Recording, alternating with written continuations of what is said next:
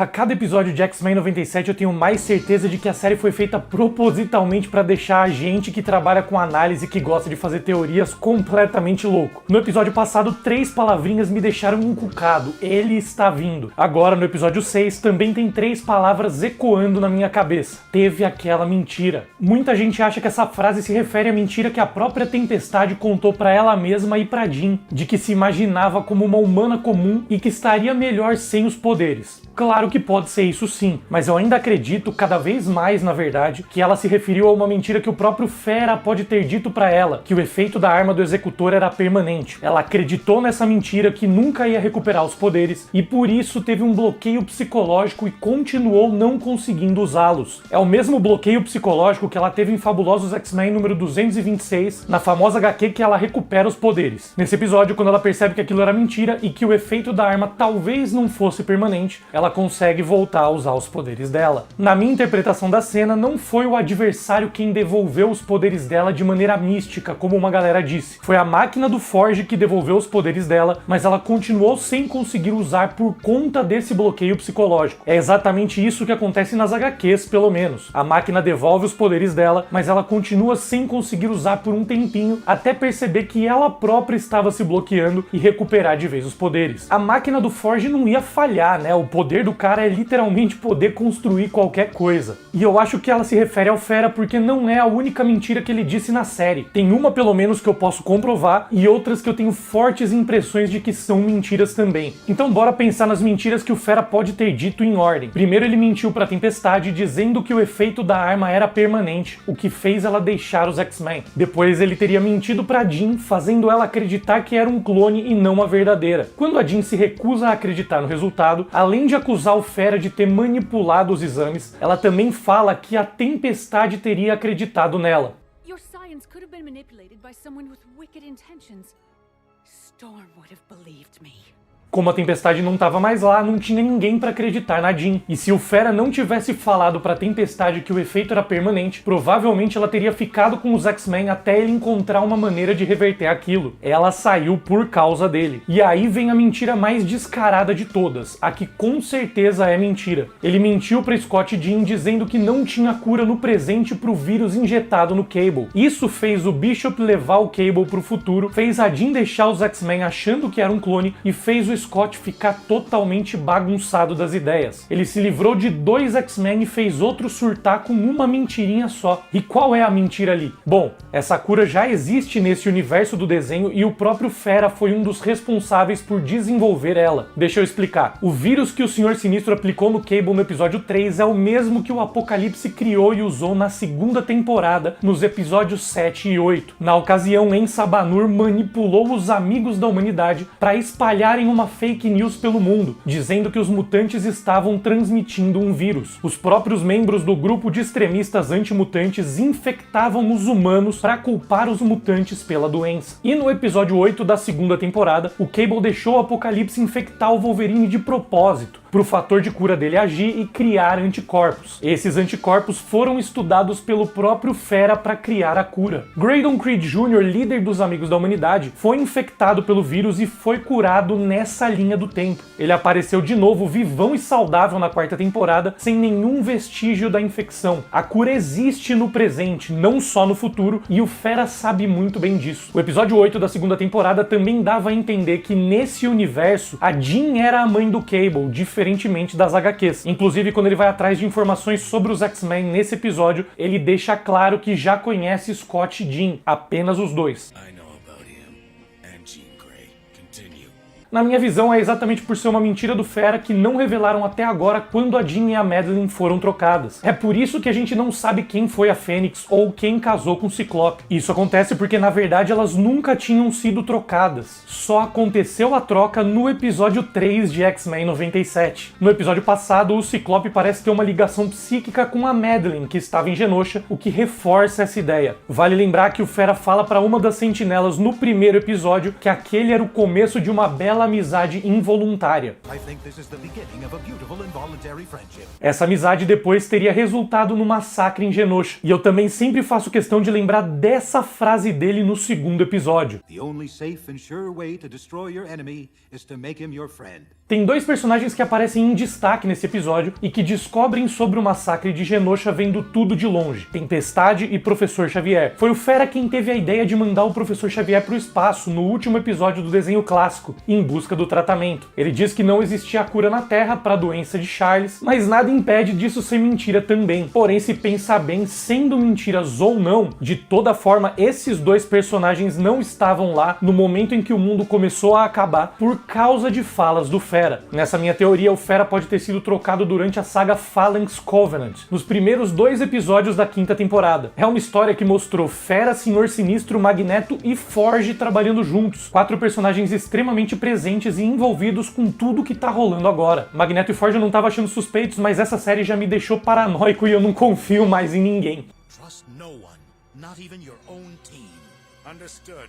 É legal comentar que nas HQs da década de 1990 tem 3 grandes arcos dos X-Men que vêm em sequência. O primeiro é Phalanx Covenant, esse arco que falei agora, que foi adaptado na 5ª temporada com o mesmo nome nos episódios 1 e 2. Depois de Phalanx Covenant vem a Era de Apocalipse e logo em seguida o Massacre. Guarda essa informação que ela pode ser importante ao longo do vídeo. A Tempestade faz o Previously On X-Men dessa vez, algo que era de se esperar, já que ela é quem tem mais destaque no episódio. Na abertura, o Magneto foi retirado da sequência de personagens, mas ele deve ter sobrevivido assim como ele sobreviveu ao massacre de Genosha nas HQs, algo que só foi revelado depois, quando ele e Xavier passaram a trabalhar juntos das ruínas de Genosha, pouco antes de acontecer a história de Dinastia M. Mas talvez ele volte como vilão dessa vez, assim como acontece quando ele é dado como morto na saga do Asteroide M nos quadrinhos, mas eu já falo sobre isso. Gambit também foi retirado da sequência de personagens e de outra cena da abertura, e o Noturno foi colocado no lugar dele nessas 2 cenas, indicando que agora ele vai se tornar membro permanente da equipe. O logo do nome do Noturno nessa cena é o mesmo das HQs solo dele em 1985, mas o Gambit não foi retirado de tudo na abertura. Ele ainda aparece dentro do Pássaro Negro no começo. Tem uma imagem nova na abertura do Molde Mestre aparentemente criando o Nimrod, a super sentinela do futuro. Essa cena parece ter sido criada para a abertura. Não tem nenhuma imagem do Nimrod dentro do Molde Mestre no desenho clássico, e isso deve ser uma referência ao Bastion, que essencialmente é uma mistura do Molde Mestre e do Nimrod. O Bastion já apareceu em uma foto na parede do Forge no episódio 4 e também parece ter aparecido muito rápido no baile do episódio passado. A abertura segue trazendo imagens da Jean como Fênix, o que também me faz pensar que a Fênix deve voltar em algum momento em X-Men 97. Outra cena nova da abertura é do Xavier e da Lilandra fazendo contato pela primeira vez no começo da saga da Fênix na 3ª temporada, episódio 3. Esse visual da Lilandra com esse capacete esquisito também é o mesmo de quando ela fez contato com Xavier pela primeira vez nas HQs, em Fabulosos X-Men número 97. Além, claro, de repetirem a cena da Batalha do Cable com o Apocalipse da abertura do episódio passado, que veio do episódio 18 da 4ª temporada, também colocaram cenas do arco chamado O Valor de um Homem, dos episódios 9 e 10 da 4ª temporada. Pra quem não sabe, esse foi o arco que inspirou a Era de Apocalipse das HQs. A ideia desse arco dos quadrinhos veio exatamente desses 2 episódios do desenho, mas essa cena também é levemente alterada das que vimos no desenho. Repetiram também a cena da X-Factor do episódio 11 da 3ª temporada, mas por algum motivo removeram Charles Xavier e Ciclope da imagem, assim como no episódio 4. E também tem outras pistas de que o Fera não é o Fera na abertura desse episódio. Na cena dos X-Men correndo na frente da mansão, cena clássica que também aparecia na abertura do desenho original, tiraram o Gambit nesse episódio e colocaram o Noturno no lugar, mas o Fera não aparece ali junto com os X-Men em nenhum episódio de X-Men 97. Aparecem Tempestade, Wolverine, Morpho, Ciclope, Jean, Jubileu, agora o Noturno no lugar que sempre aparecia o Gambit e por último a Vampira. E na cena dos X-Men correndo na direção dos vilões, o Fera também não aparece em nenhum episódio. Claro, ele não aparecia na abertura do desenho clássico também, mas nessa abertura das antigas, a Jean não aparecia e incluíram ela em todos os episódios de X-Men 97. Fizeram questão de colocar ela, mas nada do Fera. Isso sem contar a cena da batalha dos X-Men contra a Guarda Imperial Shi'ar na Lua. Essa batalha aconteceu no episódio 17 da 3ª temporada do desenho clássico, mas a cena que colocaram aqui não existe no episódio. Essa cena foi criada para abertura. Repara na cara de prazer sádico do Fera depois de pisar na nuca do Flashfire. Quando eu vi essa expressão dele, eu resolvi voltar na imagem dele da sequência de personagens e ele também está com uma expressão estranha. O ponto aqui é que se somar tudo isso com as paradas que eu encontrei no episódio 3, posição das macas no laboratório do Sinistro, Sinistro, o despertar da Jean e tudo mais, eu não consigo encontrar uma justificativa pro Fera não ser aliado do Sinistro sem achar furos de roteiro. A única coisa que faz sentido e não deixa furos na minha visão é que o Fera mentiu e está trabalhando pro Sinistro mesmo. E como eu acabei de comentar que a Fênix deve voltar em algum momento, já que continuam mostrando ela em todas as aberturas, se essa teoria estiver correta, foi a Jean que aparentemente morreu pulverizada em Genosha, e seria justamente a Força Fênix que apareceria para trazer ela de volta à vida, assim como é estabelecido nas HQs, que essa entidade cósmica sempre é atraída por Jean Grey. O nome do episódio é Life Death Part 2. Esse também é o nome da HQ Fabulosos X-Men número 198, de uma história só da Tempestade, quando ela se aventura na África. No desenho, esse episódio acabou se tornando uma adaptação de duas histórias paralelas, assim como foi a parte 1 com Motendo. Mas dessa vez, ao invés de dividir o episódio no meio e mostrar uma parte de cada vez, decidiram intercalar as histórias. E na real, esses dois episódios, o 4 e o 6, adaptam a história de quando a Tempestade perdeu os poderes, misturando o arco dela em Life Death com esse arco do adversário, que só aconteceu 22 capítulos depois de Life Death Parte 2 nas HQs, começando lá em Fabulosos X-Men número 220. Fizeram alterações porque Life Death Parte 2 já tinha sido adaptado em Whatever It Takes, o episódio 3 da segunda temporada. Em X-Men 97 pegaram elementos de Life Death e misturaram com o arco da queda dos mutantes. Nessa história da queda dos mutantes, a Tempestade é manipulada pelo adversário para matar o Forge. Ela chega a esfaquear o Forge em Fabulosos X-Men número 226, então os dois são mandados para outra dimensão pelo adversário, uma dimensão onde o tempo passa diferente, e lá eles vivem meses juntos. Como a própria Tempestade diz na HQ, é um milagre o Forge sobreviver à facada que ela deu. Depois ela cuida do Forge até ele se recuperar nessa dimensão paralela. Também é nessa mesma HQ que ele cria uma tecnologia para devolver os poderes da Aurora. O episódio começa com uma guerra intergaláctica. Os Shi'ar atacam os Kree. Os Kree são uma raça de conquistadores espaciais que constroem um império e que estão sempre em guerra com os Skrulls, os Shi'ar ou às vezes ambos. Vale lembrar que na saga da Fênix Negra, no episódio 17 da terceira temporada, a gente viu a inteligência suprema Kree e a rainha dos Skrulls em reunião com a Lilandra para definir o destino da Fênix. Então aparentemente eles estavam em paz e essa guerra entre eles começou recentemente. As naves verdes são do Império Shi'ar e é legal reparar que as naves dos Kree têm praticamente o formato de um X. Os Kree usam um canhão que parece magnetizar as naves dos Shi'ar, fazendo elas se aproximarem e colidirem, depois explodindo. A Deathbird comanda esse ataque dos Shi'ar. Ela é irmã da Lilandra e apareceu no fim da quarta temporada, no episódio 19, quando o Apocalipse estava caçando telepatas. Deathbird se aliou com o Apocalipse na ocasião para tentar usurpar o trono das mãos da irmã. E claro que o Apocalipse traiu ela.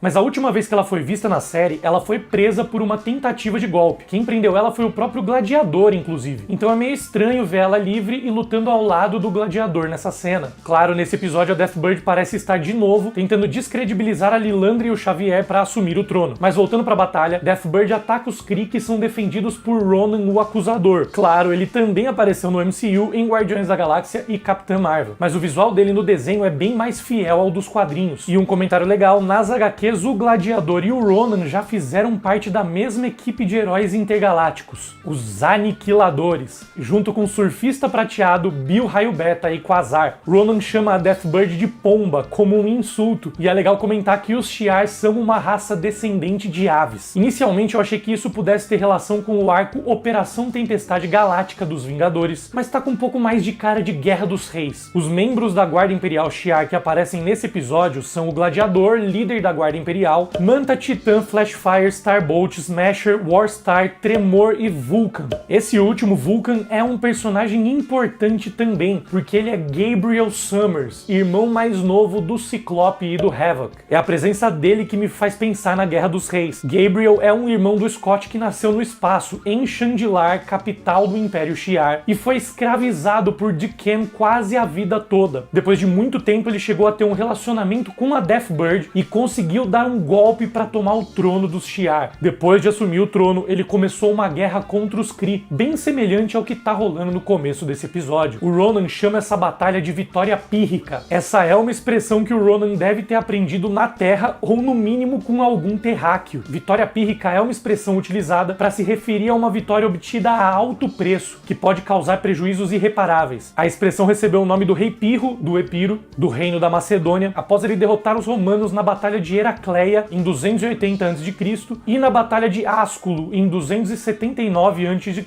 durante a Guerra Pírrica. Eles venceram as batalhas, mas com um custo alto demais. O exército de Pirro foi quase todo destruído nessas vitórias. Essa expressão vem de uma frase de Plutarco sobre essa guerra. Se formos vitoriosos em mais uma batalha contra os romanos, estaremos completamente arruinados. Voltando para a história, a Deathbird estava procurando pela inteligência suprema dos Kree, a mesma que apareceu na saga da Fênix Negra, como comentei, e também apareceu brevemente em As Marvels, antes de Carol Danvers destruir ela. Foi essa pergunta da Deathbird que me fez ligar essa cena com Operação Tempestade Galáctica. Nessas HQs, os Shi'ar venceram a guerra contra os Kree e anexaram a galáxia deles ao Império. Deathbird assume um posto de liderança e a vitória deles acontece justamente quando os Vingadores destroem a inteligência suprema. Mas enfim, tem referências das duas histórias nessa batalha, tanto da saga Operação Tempestade Galáctica, dos Vingadores, quanto da saga da Guerra dos Reis dos X-Men. E um detalhe legal, a Deathbird tá usando salto alto durante essa batalha, e quando ela pisa na cara do Ronan, o salto fura a cara dele, que começa a sangrar. Aí a gente descobre que Xavier e Lilandra estão noivos. Vale lembrar que o Professor Xavier morou um bom tempo com os Shi'ar nas HQs também, entre a saga da Fênix e a saga da Fênix Negra, e também na época que o Magneto estava mandando na escola. O Xavier aqui vira o consorte de Lilandra, até usando a mesma armadura que ele usou nas HQs quando voltou para os X-Men. Nessa época do Charles em Chandilar, os Shi'ar também chegaram a criar um clone para ele poder andar novamente. Durante o anúncio do noivado dos dois, a Lilandra fala que passou um ano desde que acolheram Charles. Então é meio que uma confirmação de que a série se passa um ano depois do último episódio. Mas não é uma confirmação 100%, porque não dá para saber se os anos têm a mesma duração em Chandilar do que na Terra. Também aparece durante esse anúncio uma raça alienígena com cara de cavalo e com picaretas na mão. Esses podem ser os Corbinitas, da raça do Bill Raio Beta, que eu mencionei mais cedo no vídeo. Eles também apareceram em Vingadores Ultimato. Se não forem os Corbinitas, podem ser os Kimellians, uma outra raça alienígena da Marvel também com cara de cavalo. É legal reparar que a gente vê eles nessa cena e depois também os vemos como jardineiros. Mais tarde no episódio, quando o Professor Xavier fala sobre os Shi'ar serem colonizadores, isso é uma referência a essa raça que parece ter sido colonizada por eles. Aliás, essa não foi a única raça que os Shi'ar colonizaram. Também dá pra ver um Debari ali, uma raça alienígena que praticamente foi extinta nas HQs durante a saga da Fênix Negra, quando a Jean voou pro espaço e destruiu um sistema solar inteiro. Também tem outro no fundo que parece ser um Balurian, outra raça alienígena da Marvel, de personagens como Blastar, que tem ligações com os X-Men e o Quarteto Fantástico, já foi um tirano que comandava a Zona Negativa e também tem participação na saga da Aniquilação. Quando Lilandra fala que o Charles tinha conquistado o coração dela, Araki, o conselheiro Shi'ar, solta um grunhido em desaprovação.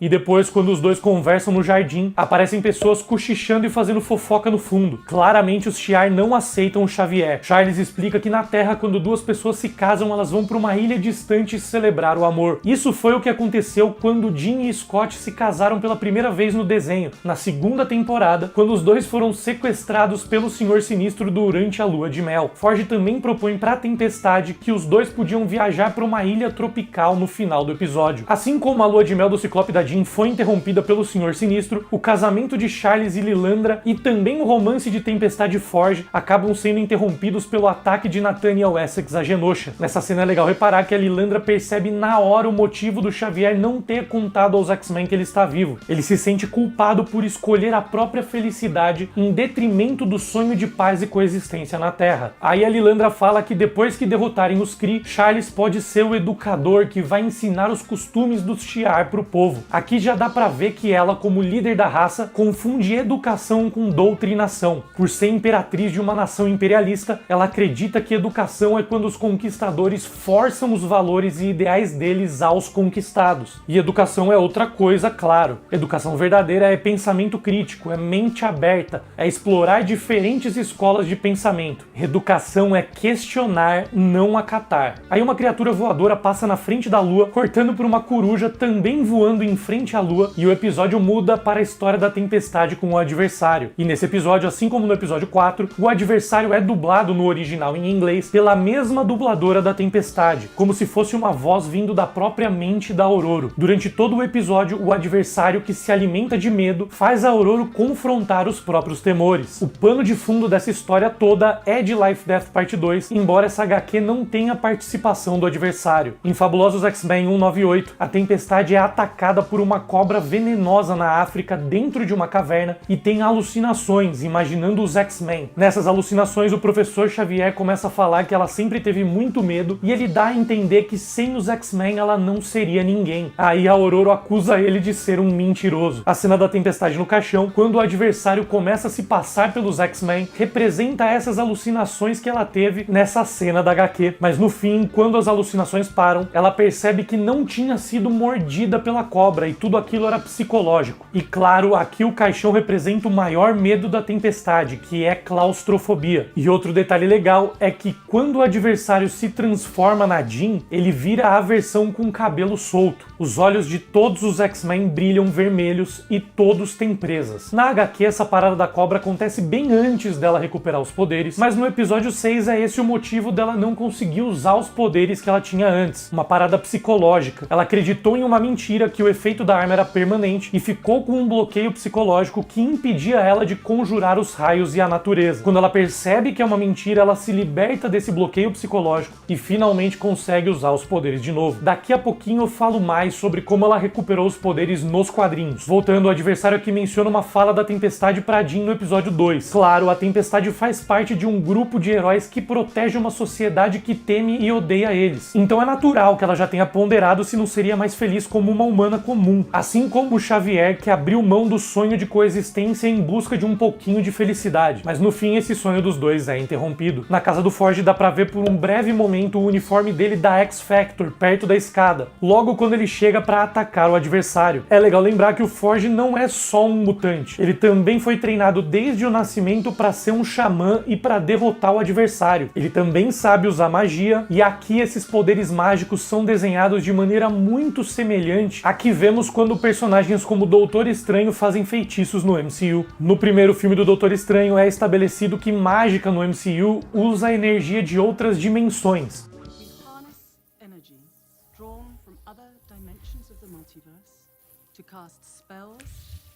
Então é natural que dentro do mesmo multiverso, o visual da mágica seja semelhante em realidades distintas, já que os místicos estão usando forças da mesma maneira, tirando de outras dimensões. E dimensões e realidade são coisas distintas para avisar para quem não sabe. É legal que esses brilhos do feitiço perduram um pouco e vão caindo lentamente, algo que também é semelhante às faíscas produzidas pelas magias nos filmes do Doutor Estranho. E quando o Forge falar aqui que quer ir com ela porque não quer ficar sozinho, isso é uma referência a Fabulosos X-Men 226, quando ele estava perto da morte por conta da facada que tomou da própria Tempestade e disse exatamente a mesma coisa pra ela. Aqui a transição das cenas também é legal. Os dois pombinhos apaixonados aparecem com as testas coladas e a história volta pra Chandilar com dois pássaros também em um momento romântico. De volta ao espaço, Araki questiona se um casamento imperial não ia desviar o foco da guerra atual deles com os Kree. No arco Operação Tempestade Galáctica, que comentei mais cedo, Araki era um Skrull infiltrado no Império Shi'ar,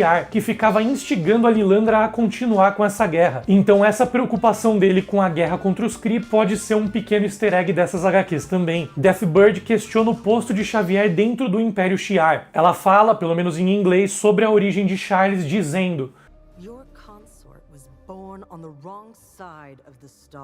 que é um jogo de palavras com wrong side of the tracks, uma expressão em inglês que faz referência ao lado pobre e perigoso da cidade, a parte que não é habitada pelas pessoas ricas. Ela até chama a Via Láctea de gueto. Deathbird chama ele de Terran, assim como os aliens chamam os terráqueos no MCU.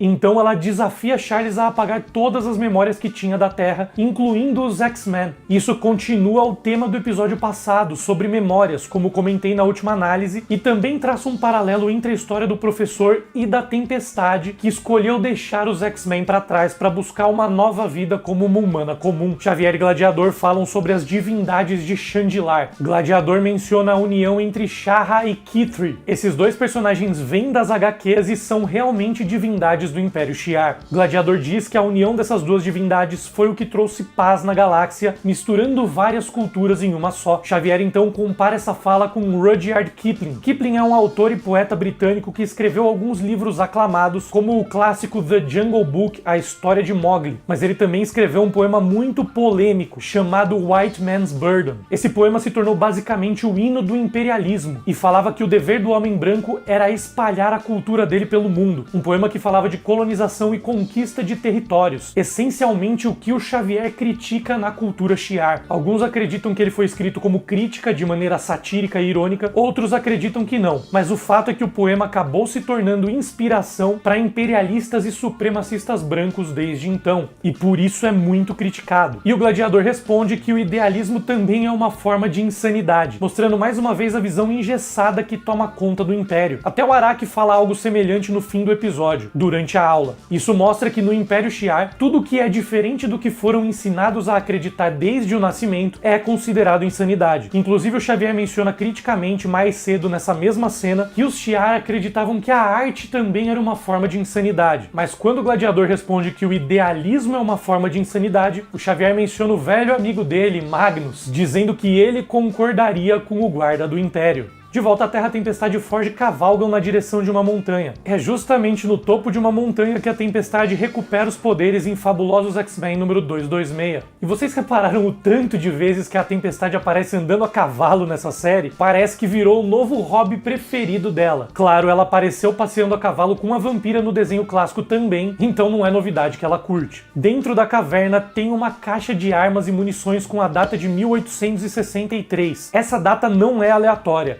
1863 é exatamente 100 anos antes da primeira edição das HQs dos X-Men, em 1963. Mas o Forge também menciona Plains Wars, uma guerra entre os americanos e os nativos indígenas que realmente escalou na década de 1850 e durou até mais ou menos 1870. É a guerra que culminou no período conhecido como Velho Oeste, que foi de 1865 até 1895, a era da colonização da fronteira nos Estados Unidos. O Forge menciona que esse espaço foi construído por colonizadores, e a Tempestade fala que esses colonizadores praticamente erradicaram a tribo indígena dele. É mais crítica ao neocolonialismo e também um paralelo com essa época do Velho Oeste. Também dá pra ver um paralelo entre essa erradicação indígena com os acontecimentos de Genosha no episódio passado. O extermínio de mutantes em Genosha é um reflexo da história do mundo real, de guerras, de destruição de culturas. E essa crítica ao colonialismo e imperialismo é algo que a Marvel já fez diversas vezes ao longo dos anos nas HQs. Inclusive, esse é o tema central da invasão secreta dos quadrinhos. Os Skrulls se sentem na liberdade de invadirem e conquistarem a Terra porque estudaram o comportamento humano ao longo dos séculos e perceberam que os próprios humanos faziam isso dentro do planeta. Eles até chegam a mencionar como os americanos fizeram o mesmo com os indígenas, tomando as terras deles e apagando a cultura, algo que tem muito a ver com esse diálogo do Forge e da Tempestade. Outra falha interessante do Forge é quando ele pede desculpas para a Tempestade por ter enganado ela e por ter atraído o adversário. Nas HQs é exatamente o Forge quem traz o adversário para a Terra acidentalmente quando faz um feitiço depois de perder soldados na Guerra do Vietnã. Ele até usa uma expressão legal, dizendo que ele é chum in the water. Essa é uma expressão em inglês que significa jogar iscas no mar para atrair tubarões. É como se ele estivesse falando que ele atrai todo tipo de desgraça. Forge também diz que ouviu dizer a vida inteira que a pior arma usada pelos colonizadores não eram as balas, mas sim uma mentira branca. É mais uma lição sobre como as mentiras têm um poder devastador. E claro, a Tempestade menciona uma mentira que ela contou pra ela mesma, quando disse que os poderes dela só inspiravam o ódio e que era melhor ela se conformar com a ausência deles. No espaço, Xavier encara o mesmo dilema. Ele pode deixar o passado pra trás, apagar as memórias da Terra e se conformar, vivendo com os Shi'ar em Shandilar. Mas aqui ele não consegue deixar pra trás as memórias da família dele, dos X-Men. E nessa cena cena, a Deathbird também mostra de novo e de maneira muito mais clara que o preconceito não é algo exclusivo do planeta Terra. É aí que o pau começa a torar e o Xavier decide usar os poderes dele para parar a treta interna dos Shi'ar. Ele fala que vai usar o maior poder dele para acabar com aquilo e leva todos para uma sala de aula no plano astral. Mas o legal aqui é que apesar dele usar os poderes telepáticos dele na cena, ele não controla a mente de ninguém em momento algum. O maior poder dele, ao que ele se refere nessa cena, é o poder de ensinar, de ser um professor. Um detalhe maravilhoso é que o Xavier tá tão comprometido com o tema de sala de aula que ele conjura mais cadeiras do que alunos, como se estivesse deixando espaço aberto para qualquer um que também quisesse acompanhar a aula. Nessa cena ele não aparece usando a armadura que os Shi'ar fizeram para ele. Ele aparece com o clássico terno verde que usava no desenho dos anos 90. Em outras palavras, ele está voltando a ser quem ele realmente é e está se livrando da imagem de quem os Shi'ar querem que ele seja. E falando em roupas, a Tempestade aparece novamente com um macacão branco que ela usava nas HQs em Life Death. E para alcançar a planta que ela precisa usar para curar o Forge, ela precisa enfrentar os dois maiores medos dela. O primeiro é o medo físico, a claustrofobia. O segundo, o medo emocional, a perda dos poderes. E aqui vem a famosa lição sobre enfrentar os medos. O adversário aparece de novo misteriosamente depois de ter sido banido pelo feitiço do Forge. Claro, ele pode ter aparecido apenas por conta do medo da Tempestade. Mas se ele se alimenta de medo, por que ele só aparece pra Tempestade? Por que ele nunca apareceu antes ou em outros lugares? Eu duvido que para um cara que se alimenta de medo, a Tempestade em um rancho, isolada, era uma refeição melhor do que o extermínio que aconteceu em Genosha literalmente ao mesmo tempo. Com certeza tinha muito mais medo naquela situação. Então por que o adversário parece tão focado na Tempestade e por que ele voltou do nada? Aí entra uma teoria minha que talvez seja mais louca e também a mais legal que eu já fiz sobre essa série, mas que também tem base nas HQs e no desenho clássico. Vamos com cautela aqui, já vou dizendo que eu acho muito improvável essa teoria se concretizar, mas ela tá tão legal que eu vou contar mesmo assim. Eu acho que esse Forge também não é o Forge. Ele apareceu muito de repente e de maneira muito conveniente, logo depois da Tempestade perder os poderes. Nas HQs, o adversário, em um determinado momento, começa a se passar por Nazé, um xamã da tribo do Forge, para manipular a Ororo. Os dois são atacados por demônios com rostos de corujas. Nazé fica doente com o veneno dos demônios e só pode ser curado por umas ervas específicas. Quando a Ororo sugere levar ele ao hospital, ele diz que não quer a medicina dos homens brancos. Ele manda a Tempestade atrás da planta, ela volta e faz o antídoto conforme ele orienta. A cena do Forge doente também lembra muito esse momento das HQs, até essa parada de mandar a Tempestade atrás da planta. Tudo muito parecido com o episódio até o momento, né? E o Forge, quando faz o feitiço, chama o adversário de Weaver of Lies. É exatamente assim, chamando de Weaver, que o próprio adversário se refere a ele mesmo nas HQs quando ele tá manipulando a Tempestade. A fala toda do Forge parece fazer referência a uma fala específica do adversário se passando por Nazé em Fabulosos X-Men número 224. A manipulação do adversário é tão forte nos quadrinhos que mesmo se passando pelo velho sábio da aldeia do Forge, ele chega até a beijar a Tempestade e deixar ela com o coração balançado. Nessa mesma HQ, só o fato do Forge ser o adversário disfarçado o tempo todo já seria legal o suficiente. Mas essa minha teoria vai além. De novo, improvável, mas muito interessante, pelo menos pra mim. Na análise do episódio passado, eu comentei que o sacrifício do Gambit recria o sacrifício da versão dele da Terra 295, realidade da Era de Apocalipse. Rapidinho, pra quem não viu, na Terra 295 os heróis são atacados por robôs celestiais enviados por Apocalipse, na HQ Uncanny X-Force número 13. Pra salvar a vampira e outros mutantes, o Gambit decide se sacrificar, causando uma explosão gigantesca que destrói os robôs e tira a vida dele. Igual ao que aconteceu no episódio passado. Nessa mesma HQ, ao mesmo tempo que o Gambit se sacrificava, a Ororo estava em uma máquina sendo transformada em uma cavaleira do Apocalipse. Nessa mesma HQ também, a Fênix volta a possuir a Jean. No episódio 9 da primeira temporada, o Apocalipse e a Mística estavam se passando pelo Dr. Adler, o criador da tecnologia do colar inibidor de poderes, que aparece na parede do Forge. Eles estavam divulgando a cura para os mutantes, mas tudo isso na verdade era um plano de Ensabanur para atrair os mutantes e usar uma máquina que transformava eles, como o Anjo, por exemplo, em cavaleiros do Apocalipse. E se o Forge for na verdade o Apocalipse tentando transformar a Tempestade em uma cavaleira com a tecnologia dele? O Apocalipse tem o poder de metamorfose, algo que vimos na segunda temporada, e ele também tem poderes poderes telepáticos, que já demonstrou em ocasiões como na famosa batalha psíquica dele com Jean Grey em X-Factor número 68, HQ que mostra o Cable sendo infectado com o vírus. Então eu acho que o adversário aqui pode ser só uma ilusão. O Forge seria o próprio Apocalipse e o adversário seria uma projeção telepática na mente da Tempestade. Talvez seja por isso que ela aparece no episódio 4 e no episódio 8 o tempo todo andando a cavalo como uma verdadeira cavaleira. E repara na reação do Forge quando vê a notícia do que rolou em Genosha. Ele não parece nem um pouco triste, é uma cara muito estranha. Se você falar que eu forcei a barra nessa, eu não vou nem tentar discordar, provavelmente você tá certo. É tanta referência a tantos arcos diferentes dos X-Men das HQs que esse pau eu tô ficando meio biruta com essa série. Mas é aquilo, né? Teoria é brincadeira, é um jogo de adivinhação, não é pra ser levado tão a sério. Tem uma galera que leva a sério demais. Enfim, voltando pra história, quando a Tempestade recupera os poderes, toca a mesma música que tocou no primeiro episódio de X-Men 97, naquela cena maravilhosa de quando ela ataca as sentinelas no deserto.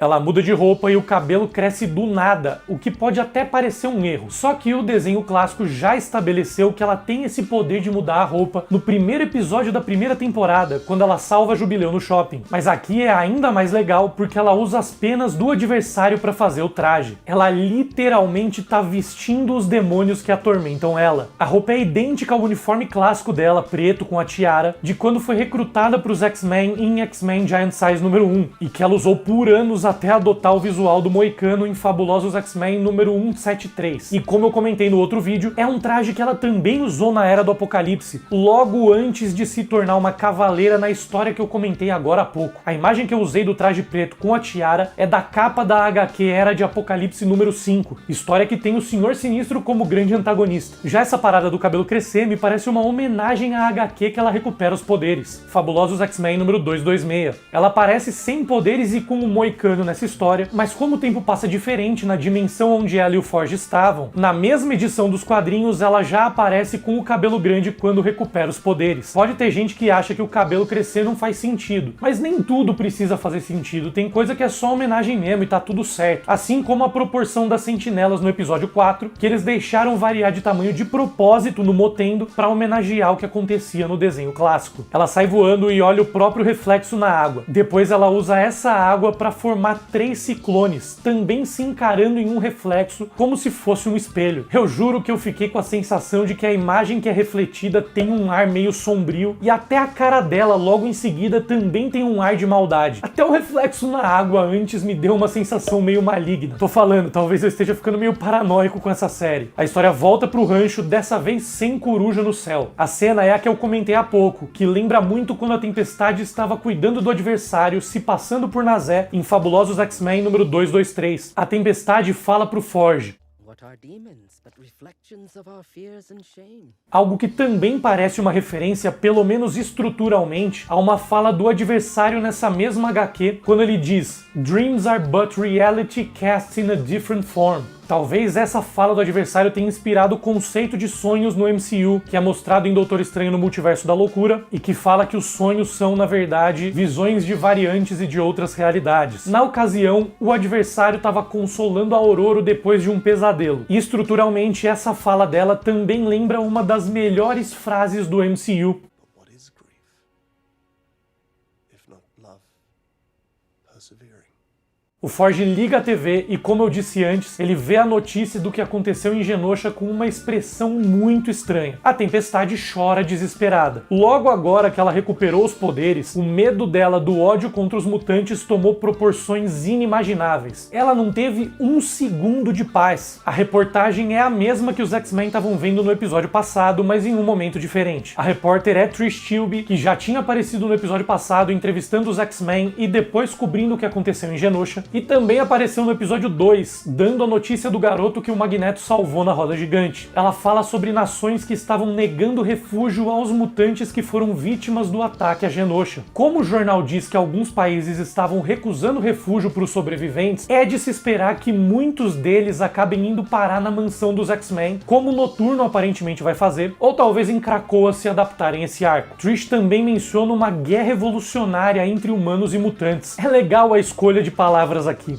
Evolutionary War é um mega crossover das HQs da Marvel que teve o Alto Evolucionário, pelo nome da saga você deve ter imaginado, como grande vilão. E eu não tô falando aqui que vai acontecer essa saga, tá? Só que a frase é um easter egg. Na Guerra Evolucionária, o objetivo de Herbert Windham era acelerar a evolução humana para que a humanidade fosse uma raça suprema no universo, superior até aos Beyonders, entidades cósmicas poderosíssimas. Essa história é um contraste interessante com os Shi'ar nesse episódio, dizendo que os humanos eram uma raça inferior. Claro que eu não posso deixar de mencionar que nas HQs, o Alto Evolucionário trabalhou junto com o Senhor Sinistro, que aparece no fim desse episódio, por volta do ano de 1900. E nessa saga da Guerra Evolucionária, rolou uma treta do Alto Evolucionário com o Apocalipse, porque enquanto Herbert Windham queria evoluir toda a raça humana, Ensa Banur acreditava na seleção natural e achava que nem todos mereciam evoluir. Logo depois da Trish mencionar essa Guerra Evolucionária, a história corta para a aula do Professor Xavier, mostrando um globo da Terra. Até esse momento no episódio, embora ele tivesse algumas críticas a fazer, ele não tinha confrontado de fato o modelo imperialista dos Shi'ar. Agora, durante a aula, ele decide ensinar a eles que invadir territórios, causar guerras e destruir culturas é errado. Charles usa umas projeções na lousa que se movem. Isso lembra uma cena da série Legion, do FX. E Legion, pra quem não sabe, é o filho do Professor Xavier. Quando a Deathbird fala fora de hora, o professor usa a expressão deméritos, que era a punição dele para quando os X-Men faziam coisas erradas nas HQs, e também foi mencionada pelo Ciclope no primeiro episódio. Aliás, no terceiro episódio, durante as alucinações do Scott, um boneco maligno do Professor Xavier também aparece falando a mesma palavra.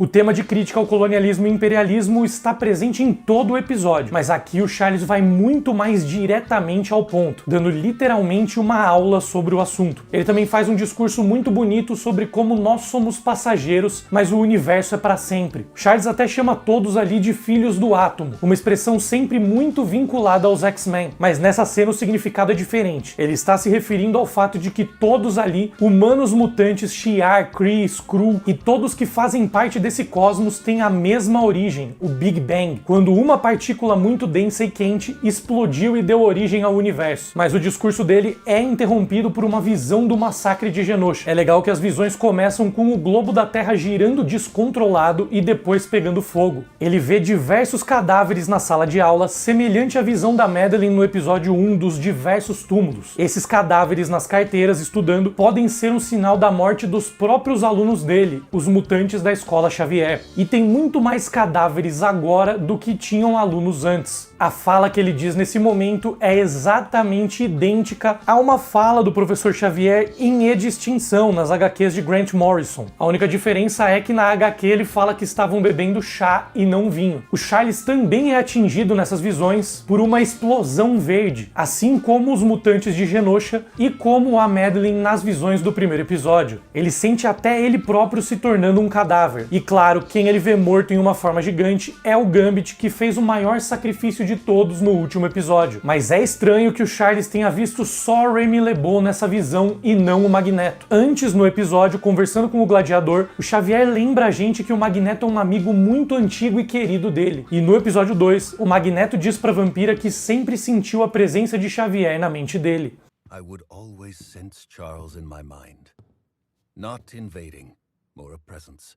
I was in his thoughts and he in mine. Isso pode ser mais uma pista de que o Magneto não morreu no ataque em Genosha. Como eu já comentei em outros vídeos e até nesse, o Magneto já foi dado como morto diversas vezes nos desenhos e nas HQs também, mas ele sempre acaba voltando. Isso acontece inclusive no massacre de Genosha de E de Extinção. Outra vez que isso acontece nas HQs é depois da saga do Asteroide M, que já foi lembrada várias vezes em X-Men 97. Nessa vez que ele voltou depois do Asteroide M, em X-Men Volume 2, número 25, o Xavier também estava usando um exoesqueleto construído pelos Shi'ar para conseguir andar. Coincidência? Talvez não. Mas é legal mencionar esse retorno específico do Magneto nas HQs, porque é quando ele volta totalmente pistola, mais perigoso do que nunca, e retira todo o adamantium do corpo do Wolverine. E isso é o pontapé inicial da saga do massacre. O Xavier fica absolutamente furioso com o Magneto por conta desse ataque, ataque e apaga as memórias dele. Charles faz isso dizendo que a diferença entre ele e o Magneto era a diferença entre a vida e a morte, life and death, um paralelo legal com o nome desse episódio. No entanto, durante esse contato psíquico, uma parte da mente do Magneto, os desejos dele por vingança e sangue, ficam presos dentro da mente do Xavier, e isso gera uma entidade psíquica demoníaca poderosíssima, que demanda que todos os heróis, tanto os X-Men quanto Vingadores e Quarteto Fantástico, se unam para combater essa ameaça. É uma batalha tão importante que até o Vigia aparece para dar uma conferida. E é a saga que vem logo depois da Era de Apocalipse nas HQs, como eu comentei no começo do vídeo. Eu não sei se o Magneto vai retirar o Adamantium do corpo do Wolverine no desenho. Talvez a morte do Gambit faça o papel dessa parada dos quadrinhos. Talvez seja isso que pode fazer o Xavier surtar. Mas é legal reparar que todos os episódios fizeram questão de lembrar a gente que o Magneto também era um vilão no passado. No primeiro episódio, os X-Men acham que ele invadiu a mansão e confrontam ele. No segundo episódio, ele é julgado pelos crimes do passado e chega a ameaçar os juízes e o executor. No terceiro episódio, a Rainha dos Duendes fala pro Magneto que ele era um vilão fazendo de conta que era herói. No quarto episódio, ele é o chefão do jogo do Motendo. No episódio 5, o próprio Magneto questiona se ele era a pessoa certa para mandar no conselho, e nós também somos lembrados do passado dele como vilão na Terra Selvagem, quando a vampira fala sobre os demônios que atormentavam ele. Então eu não duvido nada que ele volte a ser vilão quando reaparecer. Voltando pra história, o Xavier se despede da Lilandra e diz que tem que voltar pra Terra. E claro, ele menciona os X-Men usando a frase My X-Men, frase clássica muito utilizada nas HQs desde o primeiro capítulo em 1963 e também na série, claro. Aí vem o epílogo dessa história, quando descobrimos quem orquestrou o ataque a Genosha. Primeiro a gente vê o Bolivar Trask, o criador das Sentinelas, fugindo desesperado. É legal lembrar que o Trask tinha sido traído pelo Molde Mestre no desenho clássico e tinha se arrependido de tudo que fez. Então foi estranho ele aparecer no primeiro episódio determinado a fazer o mesmo que no passado. A primeira coisa que ele fala é que deu o DNA dele para controlarem o Molde Mestre. Isso vem das HQs de Grant Morrison, da saga de E de Extinção, adaptada no episódio passado. Nessa história, o Molde Mestre era calibrado para o DNA específico do Trask, e a Cassandra Nova usa o sobrinho dele, que era o último Trask vivo na época, para ter acesso ao DNA e ativar a Sentinela. Mas aqui o Bolivar também pede por favor para matarem ele pelo que aconteceu em Genosha. Isso indica que no primeiro episódio ele estava sendo controlado mentalmente pelo Senhor Sinistro. O Sinistro provavelmente também estava presente na mente do Garrick quando a Jean invadiu. Por isso a gente vê dois olhos vermelhos quando ela percebe que tinha mais alguém ali. Será que foi o Sinistro quem fez o Garrick atirar no Professor Xavier pro Fera mandar o Charles pro espaço? Seria uma excelente maneira de se livrar do líder dos X-Men. No episódio 3, o Sinistro se refere aos X-Men como os órfãos de Xavier. Então se livrar do Charles provavelmente era um dos objetivos dele. E vale comentar que o Senhor Sinistro é obcecado com evolução, algo que vai na linha do que eu comentei mais cedo sobre o autoevolucionário. Ele próprio não é mutante, ele é um humano que ganhou poderes depois de passar por experimentos científicos pelas mãos do Apocalipse. No desenho mudaram isso e fizeram ele fazer experimentos nele próprio, mas nas HQs é o Apocalipse. Em um determinado momento nas HQs, o Sinistro chegou até a sequestrar o autoevolucionário e tentou usar a tecnologia dele com o objetivo de mutar todos os humanos da Terra, basicamente transformando todo mundo em mutante, em cobaias de laboratório, algo que os X-Men conseguiram impedir. Aí dá pra extrair duas coisas. Primeiro, quando o Trask fala pro Scott no primeiro episódio que ele não tem ideia de como é ser esquecido pela evolução, parece mesmo uma fala do Sinistro que não quis ser um humano comum e se transformou com base na ciência. Mas pela obsessão dele com mutantes e com transformar todo mundo em mutante, não me parece que faz tanto sentido o Sinistro ser de fato a mente por trás do que rolou em Genosha. É algo que não condiz tanto com o personagem, a menos que ele esteja sendo manipulado por alguém. Nesse episódio, quando ele fala pro Trask que aquilo era só o começo, ele diz nosso prólogo, no plural, indicando que ele não tá trabalhando sozinho. E no episódio 3 ele também fala isso aqui.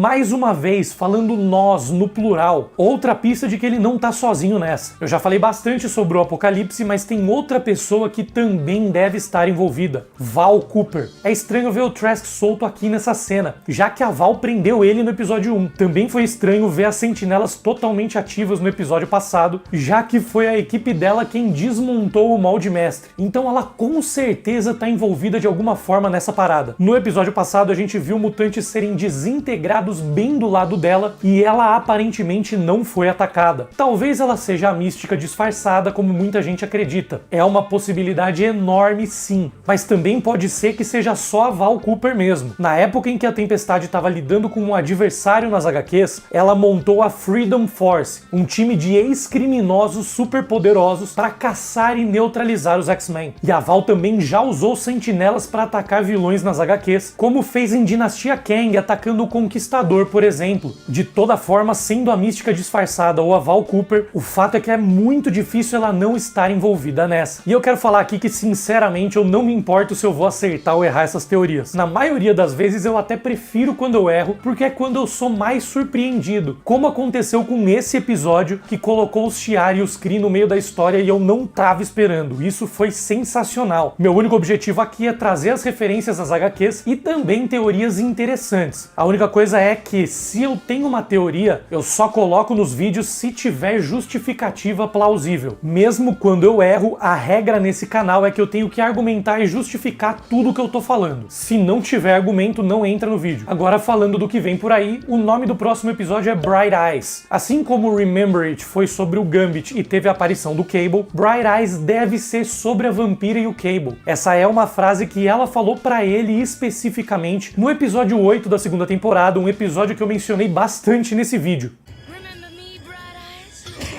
No episódio passado, a Madelyne até mencionou os olhos do Cable e eles brilharam exatamente nesse momento. Eles também brilham na cena dele com o Apocalipse na abertura. Então, muito provavelmente, a gente vai ver mais um desenrolar dessa história com o Cable e a gente também deve ver como a Vampira vai lidar com a morte do Gambit, porque Bright Eyes é como ela chamou o Cable. Provavelmente o próximo episódio vai ser pesado. Mas o showrunner, Paul DeMaio, fez questão de deixar claro no Twitter que pra ele os episódios 8, 9 e 10 são os melhores e que rivalizam com o episódio 5 na brutalidade. Então eu realmente não acho que eu tô preparado para esse final da série. Para ver mais análises completas de todos os episódios iguais a essa, é só clicar nessa playlist aqui do lado e conferir. Valeu, um grande beijo e até a próxima!